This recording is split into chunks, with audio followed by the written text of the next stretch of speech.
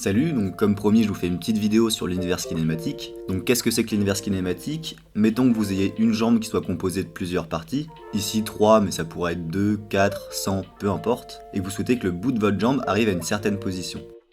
Et bien l'univers kinématique, c'est ce qui va calculer la rotation de chaque partie de la jambe pour qu'elle puisse bien arriver à sa cible. Pour faire ça, il y a plusieurs méthodes possibles. Moi, je vous propose celle que j'ai utilisée dans ma vidéo sur l'animation procédurale. Je vous mets en description une autre vidéo qui propose une méthode différente. Vous pourrez toujours aller la voir si ça vous intéresse. Vous pourrez aussi y retrouver l'entièreté du code du tuto. La première chose à savoir, c'est qu'il y a plusieurs configurations possibles pour une même cible. Typiquement, dans ce cas, cette configuration marche, elle permet bien d'arriver à sa cible, mais celle-ci aussi. Et pareil pour elle. En fait, il existe une infinité de configurations possibles qui se trouvent un peu entre ces trois états-là. Donc on va devoir faire un choix, et moi j'ai choisi de garder celle qui utilise le même angle pour chaque partie de la jambe. Donc quelque chose qui se rapprocherait plus de ce cas-là. On trouve bien à peu près le même angle ici et ici.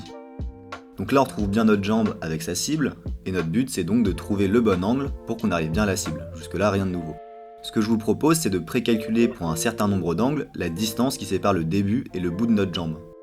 On va pouvoir stocker nos couples angle-distance dans une liste, et ensuite on n'aura plus qu'à chercher dans cette liste l'angle dont la distance associée est la plus proche de la distance entre le début de notre jambe et la cible.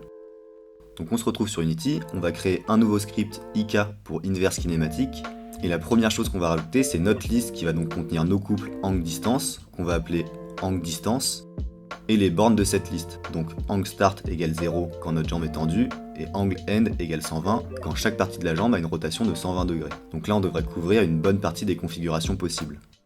Petite précision, vous pourrez être amené à changer angle N en fonction du nombre de parties de votre jambe.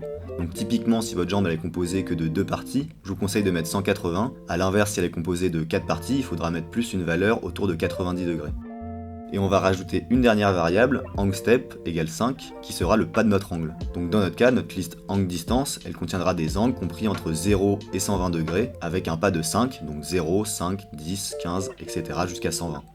On va créer une méthode cacheAngleDistance qui sera chargée d'initialiser notre liste. Donc on va commencer par vider la liste, et ensuite, pour angle égale angle start, donc notre borne inférieure, angle plus petit ou égal à angle end, notre borne supérieure, et angle plus égal angle step, on va rajouter à notre liste un nouveau couple, angle, et la distance entre le début et le bout de notre jambe. Pour calculer cette distance, on va créer une nouvelle fonction distToFit, qui prend en paramètre l'angle pour lequel on veut calculer la distance. Et ce qu'on va faire, c'est appliquer la rotation à chaque partie de la jambe, et ensuite on va juste retourner la distance jusqu'à notre pied. Donc pour ça, on va devoir avoir en référence les différentes parties de notre jambe, qu'on va appeler knie pour genou, et notre pied, feet. On peut retourner dans notre fonction, appliquer la rotation à chaque genou, et retourner la distance qui sépare le début de notre jambe et notre pied. On va juste rajouter une petite fonction qui va permettre d'afficher notre liste, qu'on va appeler à la fin de cacheAngleDistance, pour s'assurer que tout se passe comme il faut. Il ne nous reste plus qu'à appeler cette fonction dans onValidate. Donc onValidate, c'est une fonction Unity qui est appliquée à chaque fois qu'il y a un changement dans l'inspecteur. Donc à chaque fois qu'on va modifier une des bornes de notre liste, on va devoir la recalculer.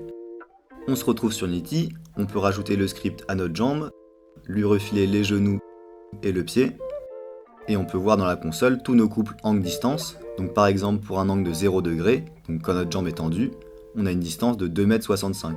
Et plus l'angle va augmenter, plus la distance jusqu'à notre pied va diminuer. On retourne dans notre script, on va créer une nouvelle méthode matchTarget qui va se charger de mettre à jour notre jambe pour bien arriver à la cible. On en profite pour ajouter une référence à notre cible, et on va calculer le vecteur toTarget qui part du début de notre jambe et arrive à la cible, ainsi que distToTarget, la distance entre ces deux points. Maintenant il nous manque plus qu'à trouver l'angle dont la distance associée est la plus proche possible de distToTarget, donc on va rajouter une nouvelle méthode findAngle qui va se charger de ça. Elle va prendre en paramètre la distance cible et va chercher dans la liste angle-distance l'angle le plus approprié.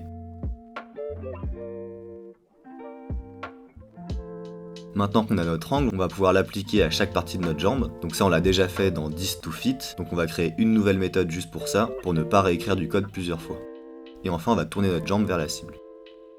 Il ne nous reste plus qu'à tester notre méthode matchTarget, donc pour ça on va l'appeler dans Update, et on va rajouter l'attribut Execute in Edit Mode à notre classe, ce qui va permettre à Update d'être aussi appelé en Edit Mode, et pas seulement quand on clique sur Play.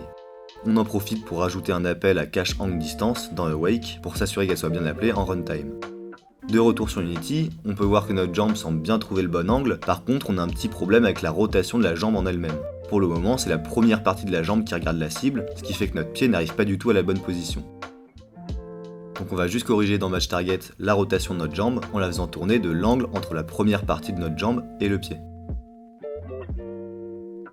Ok, donc notre jambe a l'air de plutôt bien fonctionner. Par contre, si on y regarde de plus près, on peut voir qu'on a des petits à-coups sur la rotation de notre jambe. Et ça, c'est dû au fait que nos angles soient séparés de 5 degrés à chaque fois. Une solution simple pour résoudre ce problème, ce serait de diminuer angle step, mais ça augmenterait considérablement la taille de notre liste angle distance, ce qui pourrait poser des problèmes en mémoire et en performance. Donc ce qu'on va faire, c'est modifier notre méthode find angle, et plutôt que de simplement renvoyer l'angle le plus proche, on va faire une interpolation linéaire entre l'angle juste en dessous et juste au-dessus. Une interpolation linéaire, c'est ce qui permet de renvoyer une valeur entre deux bornes grâce à un troisième paramètre compris entre 0 et 1 qui correspond à la progression de notre valeur entre ces deux bornes.